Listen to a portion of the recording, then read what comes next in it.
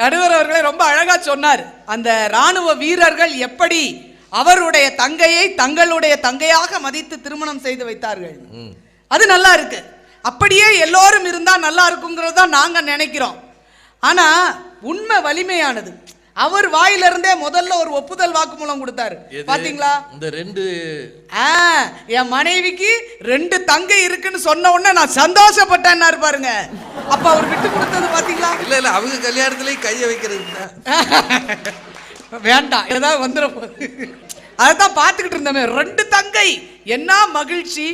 வந்ததுல இருந்து பாக்குறேன், ஒரு குத்துக்கல்லு மேல ஒரு பொண்ணு இருந்து போட்டோ எடுத்ததுன்னா அது பேலன்ஸ் பண்ணி உட்கார்ந்துருக்கத பாருங்கப்பா அப்படின்னு நானும் என் ஃப்ரெண்டு சொல்லி சிரிச்சாச்சு.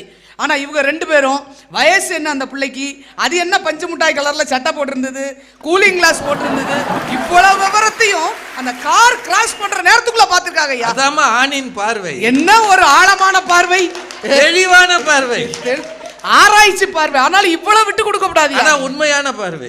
ரொம்ப நல்லா இருந்தது. பிரமாதமா பேசி முடிச்சிங்க. அதுல இவருக்கு எதிர்க்க ட்ரெயின்ல ஒரு பொண்ணு இருந்து மேக்கப் பண்ணுச்சுன்னா உங்களுக்கு என்னையா? அந்த புள்ளைய நானே பார்க்க முடியலையே, நீ எதுக்கு பார்க்கணும்?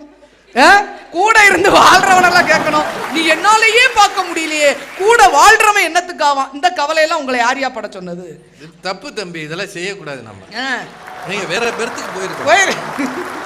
உட்கார்ந்துகிட்டு அந்த புள்ள என்ன செய்யுதுன்னு முழுக்க பாத்துக்கிட்டு இருந்துங்க. ராத்திரி பூரா உறங்கல. எப்படி உறங்கி இருப்பாரு? இந்த வேடிக்கை பாக்குறதுலயே கவனத்தை செலுத்துறது. ஆனா அந்த மாதிரி ராத்திரி பூரா மேக்கப் போட்டுருக்கூடாது.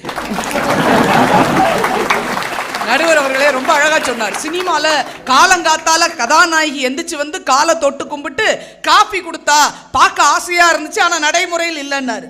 நாங்களும் தான் சினிமா பார்த்தோம். கதாநாயகி கதாநாயகனோட வெளியே பாடி ஆடிக்கிட்டு இருப்பாங்க. இந்த மாதிரி ஊட்டியில பென்சிலுக்கு பேண்ட் போட்ட மாதிரி தான் இருப்பான் அந்த பையன் ஹீரோ. இல்ல ஹீரோவை சொன்னையா, அவ்வளவு பலமா இருப்பான். ஆனா 10 வில்லன் வந்தாலும் ஒரே ஆளா டாய்னு கத்தி அடிச்சு விரட்டுவான்.